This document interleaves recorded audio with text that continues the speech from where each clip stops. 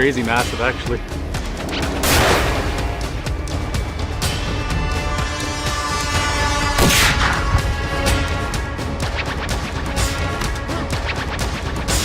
Oh, I'm excited. Like, this is a dream come true for me.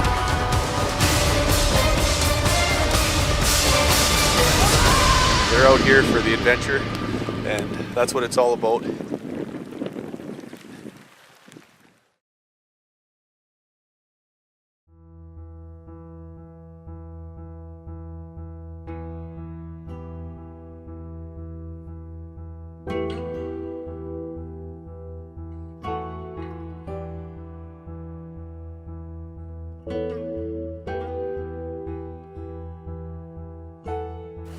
Well, here we are, April 2020, and we're going to look back at my last two whitetail hunts, the fall of 2018 and the fall of 2019. Notice with our hunts is there's not a lot of fluff with them. You're not going to see me filling up the truck with gas or doing any of that stuff. It's just get to the point. Let's get the hunts underway. That's kind of good and bad. The good thing is it's to the point. I mean, when I'm watching hunting shows, that's what I want to see. So that's what I produce. And then the bad thing is that it kind of makes it look easy, to tell you the truth. That's what I found when watching my stuff. And it looks like you go out in the forest, pop up a blind, throw out a bit of food, and there you go, done. You're going to shoot a 200-inch whitetail. That's not how it works at all. One down, 10 to go. We're going to go to another deer spot? Another deer spot, yep. Oh. Hold on.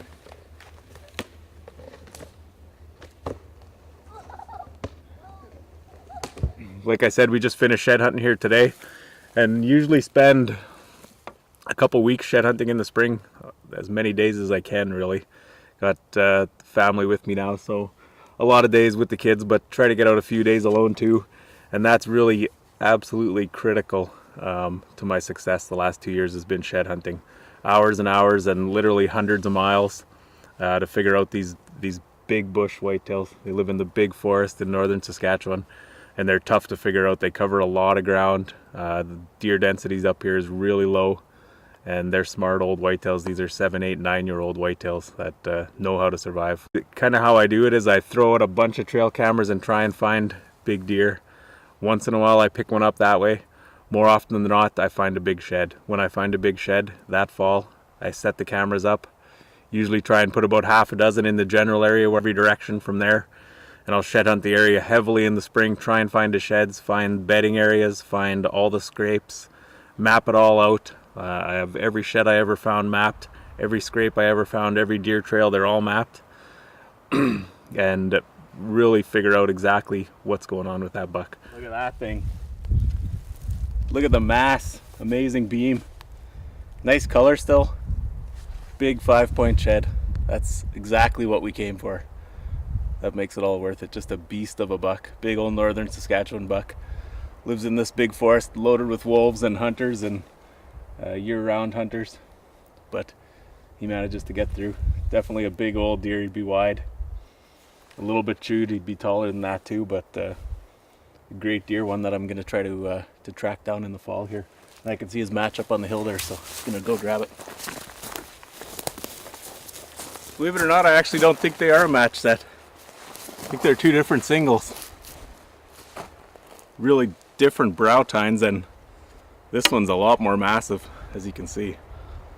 I think they're actually two different deer.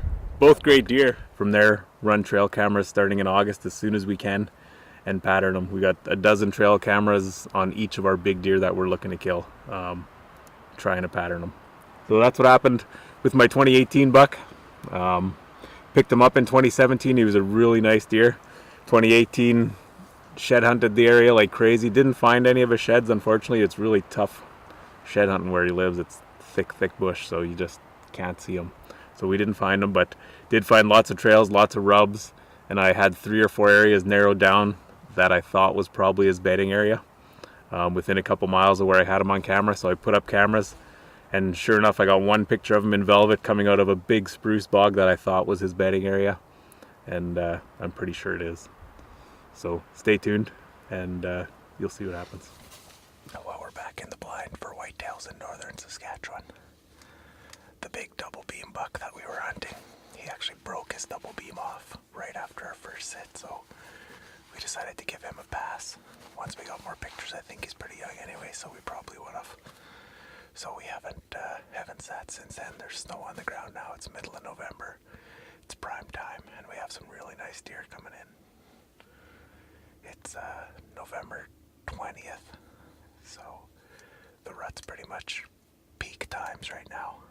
Sitting in the blind is a little iffy with the bucks running around lots, but as long as we're on the ball, we'll have to be quick if a nice buck comes in, because he's not going to be coming in to eat. He's just going to be coming in looking for hot does, so a lot of times they just cruise right through. But we're up north in the big provincial forest. You never know what might come in. It's a big 300,000 acre forest. We're smack dab in the middle of it. Oh, there comes a deer right there.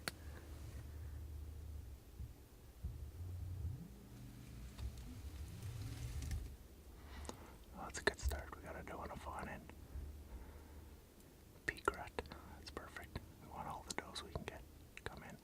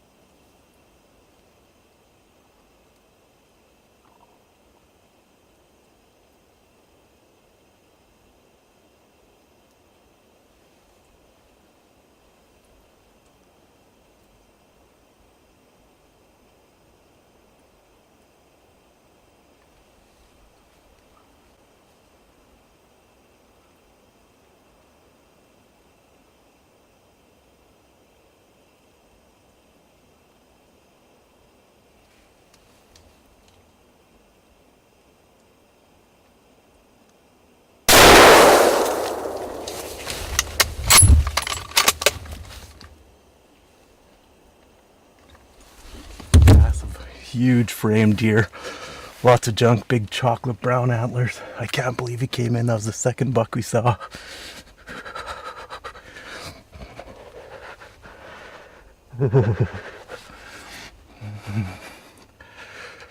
Can't stop shaking. That was just amazing. It's exactly what we thought would happen. We knew it was going to be a bit of a slow day hunting food sources, but being the peak of the rut, we were just hoping that he'd be cruising around and that he'd be between does, and there were so many deer on this ridge that we knew he'd come through. I can't even think about stopping shaking.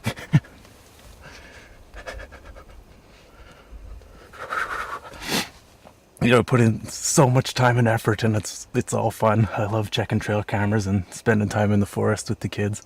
I don't get a lot of time in the blind just because it's tough with little kids, but spend a ton of time in the forest and put a lot of time and effort in, so when I do get the chance to sit, put the odds in my favor, and it all paid off today, as long as he's laying out there. I see good bright red blood here. This is where he ran right down this hill. And this is pretty cool because this swamp right here, there's a big swamp. When I was shed hunting in here, I shed hunted all over this big ridge, and I was sure that swamp would hold big deer. It just seemed perfect. So I set up on this ridge and the next ridge over, and this ridge is where he came from. When I got the picture of him in velvet, he was coming out of that ridge. Most often when I got pictures of him, he was coming out of there. So I was pretty sure that was his home. And wouldn't you know it, after the shot, he runs right in there. And when he came out of there too. That's why I set up the blind where I did, because I knew this was his home and he wouldn't want to come up here in the open, but stay down close to the swamp. So sure is nice when things work out how you want them to. And it looks like in this case they did, but don't have our hands on him yet. Oh yeah, good blood. He's right there. I see a stomach. I see a big white stomach. He's right there. He's down. He didn't go far. Oh baby. Look at those beams sticking up.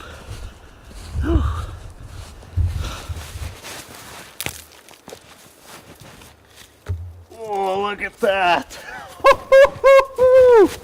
Look at that deer. Unbelievable.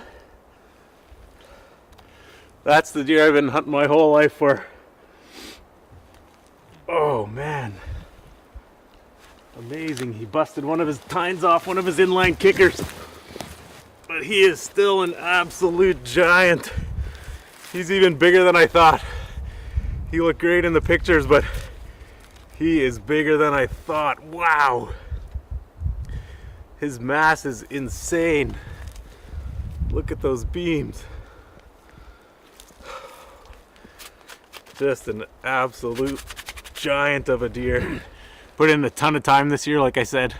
Didn't have a lot of time to sit in the blind. This is actually only my second sit of the year. But been running lots of trail cameras every weekend, bring the kids out in the forest and shoot chickens and check trail cameras all over. Lots of fun. And it led to this, so couldn't be happier. Big non-typical deer. I don't even want to guess at the score, but he's big. He busted off one inline tine here. Probably lost about 10 inches, but who cares really? Obviously. Look at that beam. Just crazy mass. And this is the swamp he lived in right here. This was his home. I set up right on his doorstep and was pretty subtle about it. Only came in when the wind was really good during storms and tried to keep my presence to a minimum. And sure enough, came in during the rut and it worked out. He came in.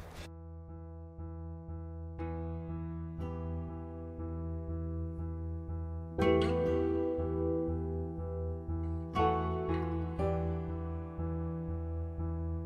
you.